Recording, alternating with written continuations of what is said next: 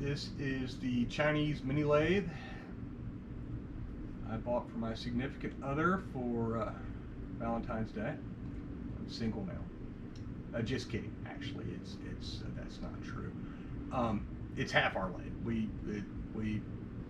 We threw in on this, and half of it's mine and half of it's hers. My half is the cool part back here. It's got the motor and all the stuff, and her part is the end down here that doesn't do very much. So that's mine. That's hers. It's our lathe. It is advertised as a 7x14, and it's full of conflicts, right? It's a very conflicted lathe. It's got internal struggles. As an example, one of the conflicts here, it is labeled right at the top of the sticker there as a Minji something. I can't read that. It's not the grammar channel. I don't know. Anyway, that's what it's labeled as. We paid $5.15 for it. But down here, it's labeled as a Vivor. Maybe that's not a conflict. Maybe it's a Vivor Minji. I don't know. Another conflict is, although it is clearly labeled, it's clearly advertised as a 7x14 lathe. My understanding, and it's a humble understanding because I'm not a machinist by trade, is that lathes are measured between centers, like here, over here. If you put a mortise taper 3 center in the spindle and an MT2 in the tailstock, and you measure the distance between them, you should get 14 inches because it's a 7x14. The swing over bed is 7. Here we have the distance between centers as 10 to 20. So that's a little confusing. It is one of the cheapest for its advertised size, one of the cheapest 14-inch lathes available on eBay. It's cute. It's a product of China. It has forward and reverse. No high and a low speed on this one. It's advertised as 2250 RPM max. Has a pot there to control the speed.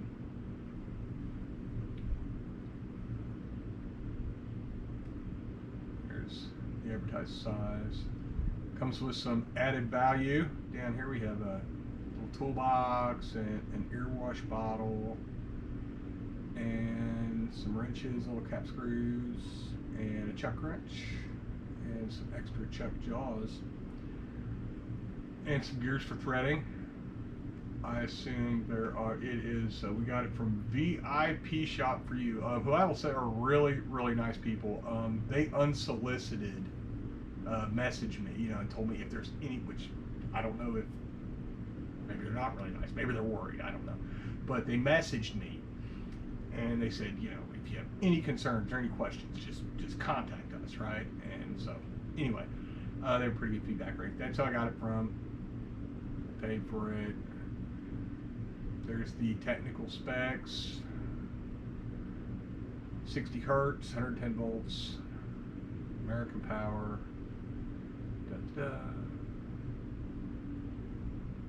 Speed, rated accuracy, made of sturdy aluminum. It's not aluminum, it's cast iron construction. I don't know why that's on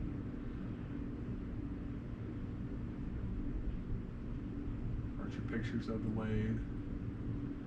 More specs and some optional metal gearing, I assume, advertised down here at the bottom. It gets a 4.2.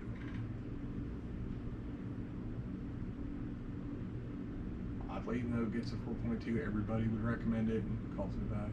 So we'll check out some of these specs, make sure it's 14 because that's what we paid for, and that's what we need really. The spot, and I really wanted the Harbor Freight lathe, right? They make one. I forget if it's a 12 or a 14, but that one's apparently special order only now. This is February in 2021, and it is special order only. You can get the smaller one in stores. It's like 10, but by the time you put a drill chuck or anything in the tailstock. I mean, your effective area, you know, the effective size that you can turn and work with goes way down. I mean, you're probably talking 4 or 6 inches. So we definitely want the 14, and we will check that out and report back.